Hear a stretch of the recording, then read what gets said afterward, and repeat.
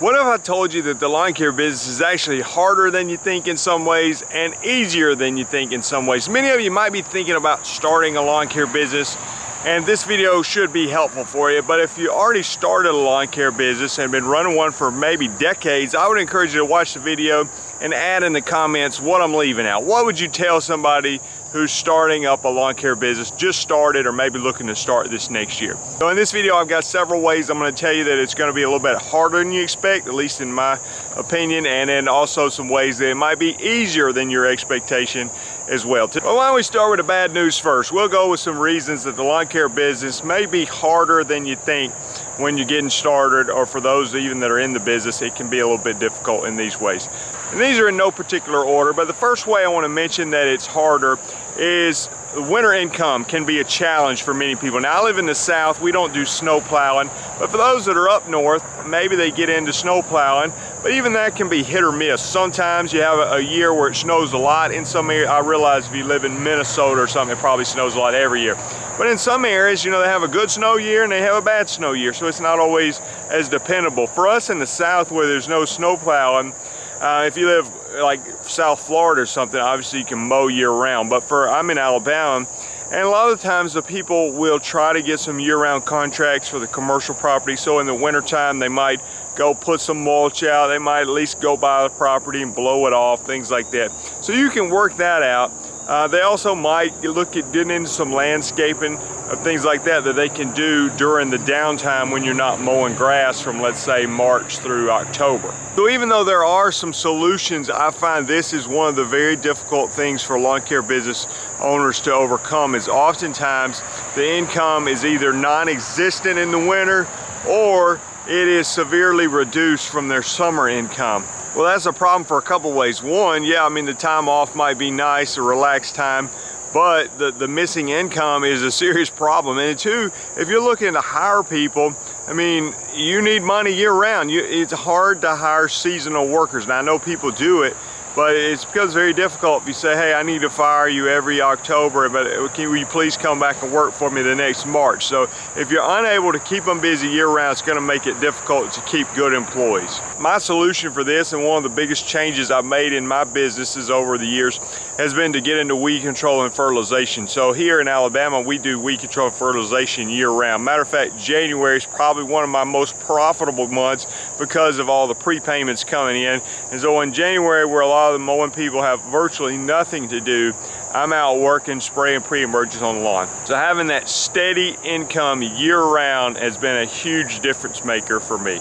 The second thing I want to mention that might be harder than you realize if you're thinking about getting in a lawn care business is it becomes very difficult to scale the business sometimes. Let me tell you why that is. Oftentimes, when somebody goes and buys a lawnmower, a trailer, string trimmers, blower, and all that, and they're out there and they start working, and they begin to get customers, and things are going pretty well, and you're making money, but you're basically doing all the work. And maybe you hire somebody to come along and help you, and you're still doing pretty good.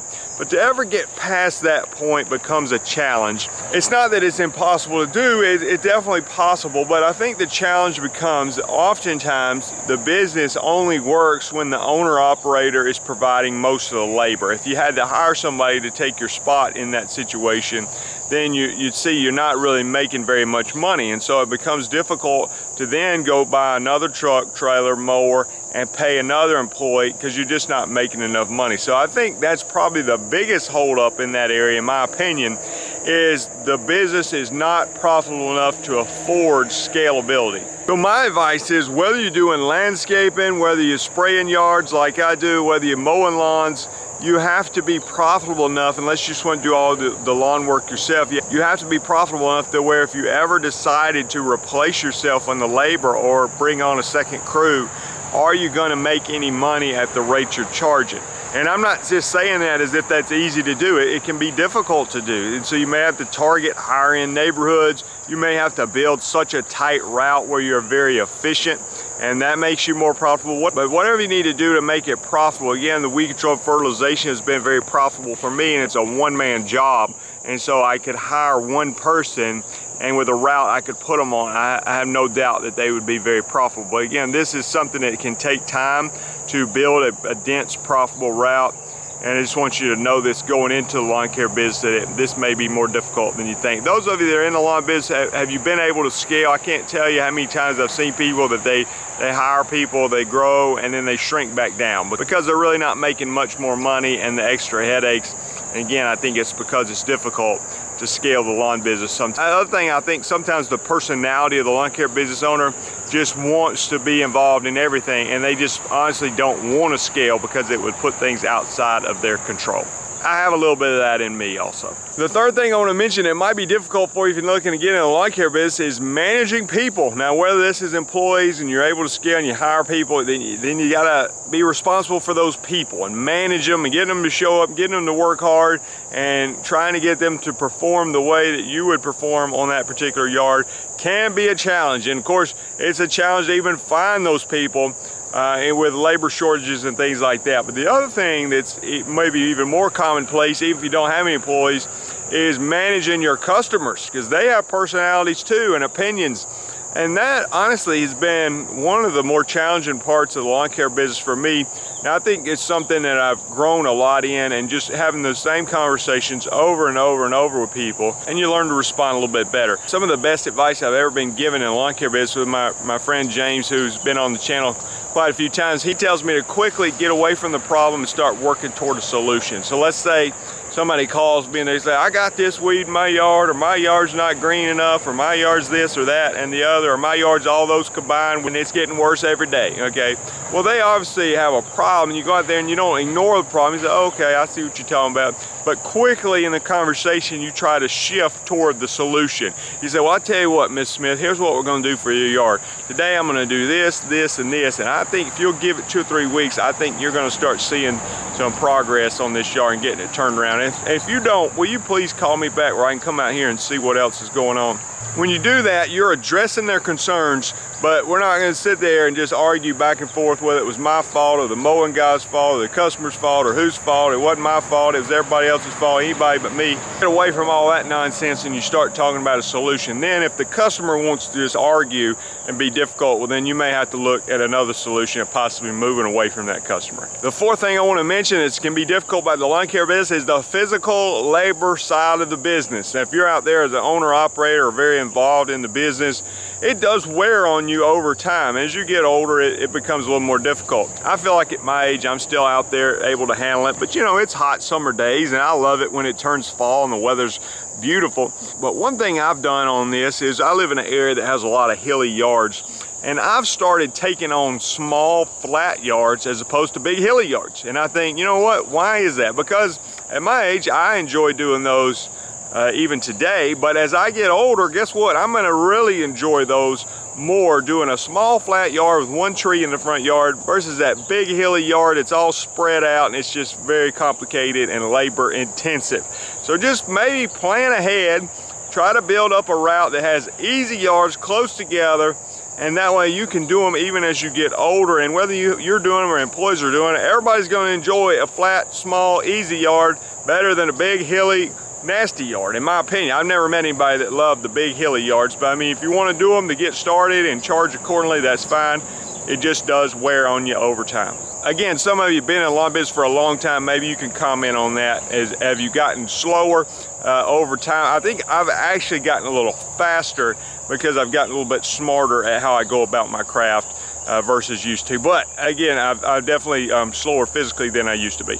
Another thing I want to mention on the negative side is that the lawn care business may not be that hard as far as the labor goes. You might be the greatest lawn care provider ever, but actually running the business can be tricky. So I think a lot of lawn care people are great lawn care people, but they're not too good of business people, and they make bad business decisions and maybe bad financial decisions, which is part of the business. So that can be difficult because you might find that somebody who's a pretty good business person, got a good business mind, might beat you in business even though the quality of their work is not as good and they're not as reliable, but they just got a good business sense. Now, if you can put those two together, great service, great lawn care with a good business mind, now you've got something working. But I think a lot of lawn care people are not good business people. So to overcome that, you might need to talk to some people who've got more experience than you, maybe even in other fields. You might want to read some business books. One of the greatest, one of my favorites is called The E-Myth Revisited.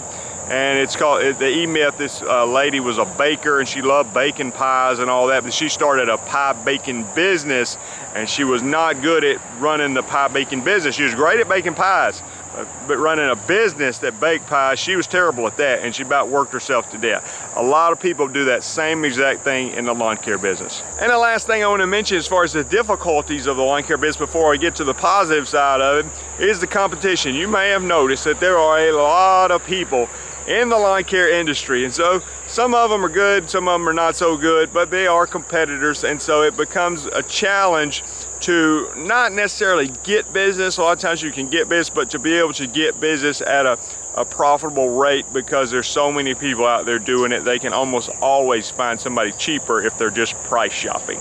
In my opinion, the solution to that is you gotta really brand yourself well and make yourself out, your business image out to be a very professional company that people are willing to pay a little bit more for, and also be excellent in your work, show up on time, and I think you could separate yourself from a lot of the competition. All right, switching over to the positive side, and this first one, as far as things that might go easier than you expect, is related to the last one about a lot of competition. So when I say there's a lot of competition in the lawn care business, yes, there is, but what I like to remind people is not all competition is real competition. It's not all of it serious competition. Maybe it is real, but it's not very serious. They're not very good competitors. They don't show up on time. They look sloppy. Their work's sloppy. They totally skip the customer, show up 4 or 5 days later, and don't even let the customer know. So I mean, there is a lot of sloppy lawn care businesses out there. So my encouragement is, again, if you will position yourself with a professional image, show up on time, do great work, and communicate with the customer if something happens, I think a lot of people have been burned by bad lawn care businesses, and they will be faithful to you. And as a matter of fact, your reputation can start to spread if you do great work. So don't look and say, oh wow, there's this many lawn care businesses in my area. Chances are many of them are not serious competitors, and you can separate yourself from them by the way you run your business. Second thing I want to mention, if you're thinking about starting a lawn care business, is you quickly can become profitable. I think about it all the time. What if we had to go start a restaurant? All the money I'd have to borrow to start a restaurant, and then you know how many of them close in the first year. I mean, it would be so risky in my opinion. But starting a lawn care business takes far less more. Again, so many people start with just a trailer and a mower and a trimmer and an edger and a blower and all that, and it's not that much money to get started. Many people already have some sort of vehicle they can use, and you can go out there and you can start getting customers and getting paid very quickly. And yeah, you can definitely have a profitable first year. Now, are you gonna blow it out of the water the first year? Probably not, but you're not gonna go bankrupt, hopefully, because there's a lot less risk involved. Hey, and if your business doesn't make it, you probably didn't lose near as much money as you would have in a more risky business venture. I failed at another business one time. I've told this story before, but I tried to start a coupon book fundraising company.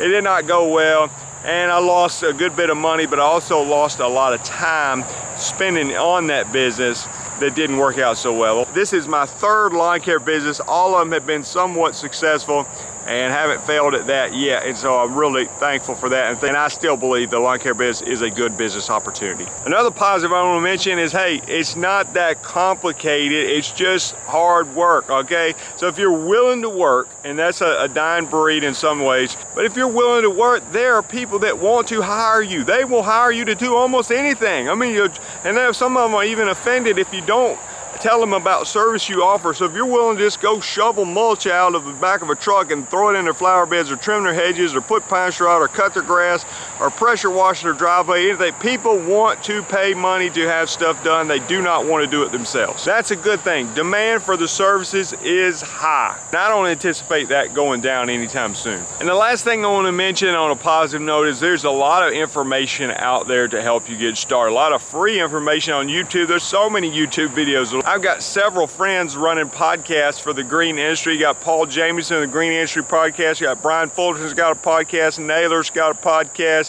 One of my friends and neighbors, Jeremiah Jennings, has a Growing Green landscapes podcast. So those are things you can listen to and begin hearing stories of other people that have been successful. So take advantage of information. If you want a paid resource, I've got a lot of resources at lawncarelife.com. One of the more popular things I sell is the Weed Control and Fertilization Academy. So for those that are wanting to get into weed control and fertilization, there's that available for you there. There's one-on-one coaching calls. There's a mowing business product. There's a mosquito spraying product. I've got a lot of stuff, lawncarelife.com. Many of those have exclusive videos that are not on YouTube, but I've got almost 1,000 videos on YouTube. You can learn a lot by watching those, and of course all the other great people that provide content on YouTube.